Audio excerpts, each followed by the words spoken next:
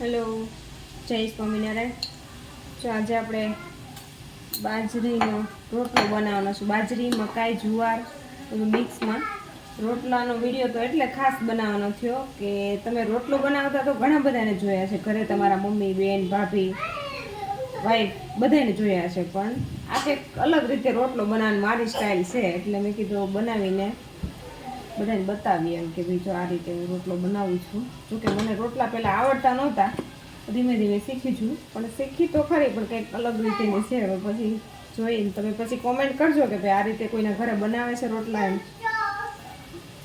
જે રીતે આપણે પહેલાં તો મીઠું નાખતા હોય થોડું ઘણું સ્વાદ અનુસાર, અને જે રેગ્યુલર આપણે લોટ લેતા હોય બાજરીનો, જુવાર જેવું મિક્સમાં જેવું કંઈ ખાતા હોય એ પ્રમાણેનો, પછી પાણીથી થોડોક બાંધવાનો, ઘણા મહાળવાનો કે ઘણા બાંધવાનો કે ઘણા કહણવાનો, કે આપણે ગુજરાતી ભાષા છે એટલે બાર ગાવે બોલી બદલાય ને એટલે બધી અલગ અલગ રીતે બોલતા હોય છે.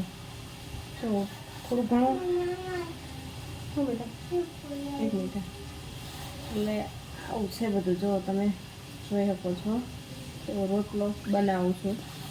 જોકે હું પહેલાં તો રોટલો બનાવતી હોય ને તો પહેલાં એક તો ન સારો થાય, નાનો બનાવું પહેલાં થોડો ઘણો, એનો સારો થાય, બીજો એનો સારો થાય, ક્યારેક ક્યારેક તો 4-5 બનાવું ત્યારે 2 બને સારા.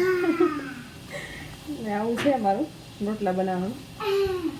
રોટલા ભાવે બહુ પણ આવડતા નથી. જો જે મેન છે ને આ છે, એક હાથે થોડોક ઓલો કરી દીધો, બાંધી દીધો, મોહળી દીધો, કહણી દીધો, પછી બીજા હાથે બાંધો, પછી વળી થોડું ઘણું પાછું પૂરું થાય, ઓલું થઈ જાય એટલે પાછા બીજા હાથે. તો ખબર નહીં, મને એક હાથે રોટલો બનાવતા જ નથી આવડતું. મેં બહુ ટ્રાય કરું છું પણ મને નથી આવડતું. જ્યારથી હું શીખી ત્યારથી આવું આ રીતે જ હું શીખી છું. 2 હાથેથી બંધાવું લોટ, કહણું, ત્યારે મારાથી રોટલો બને. તો બી પહેલાં 1-2 રોટલા ના સારા થાય, પછી થાય સારું. આમ બની જાય, ગોળ બની જાય એવું જ રહે બધું.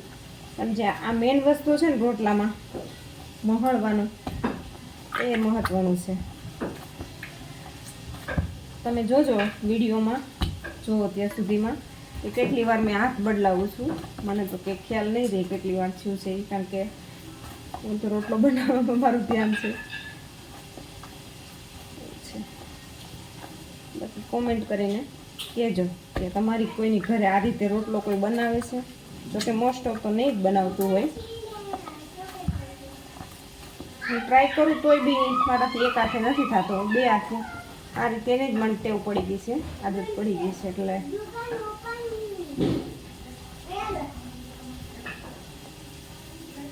એવું કહે કે ભાઈ બહુ વધારે સરસ આમ મહળીને કહણીને કરે ને તો એ રોટલો સારો થાય, પોચો થાય, મીઠો થાય. મારા તો જો કે પેલો 2 એવા એકાદો રોટલો તો ખરાબ થઈ જ તે, ઓલું ભમરો પડી જાય એવું કહે ને, એવું થાય ને, અથવા તો એક બાજુ સરખો ચડે એક બાજુ ન ચડે એમ, એવી રીતે ન થાય.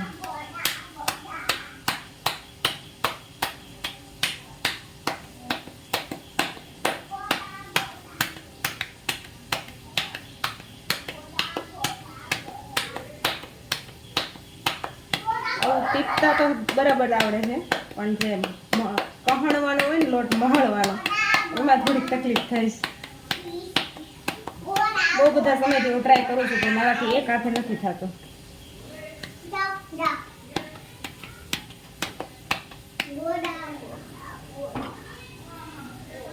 આપણે બતાવો રોટલો આ રીતે બની ગયો છે. અહીંયા બાજુમાં છે શાક બને છે.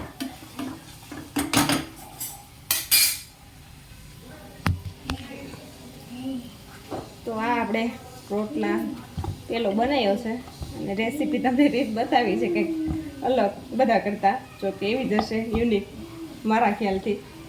કેવી છે એ કહેજો, ખાસ કોમેન્ટ કરજો બધા.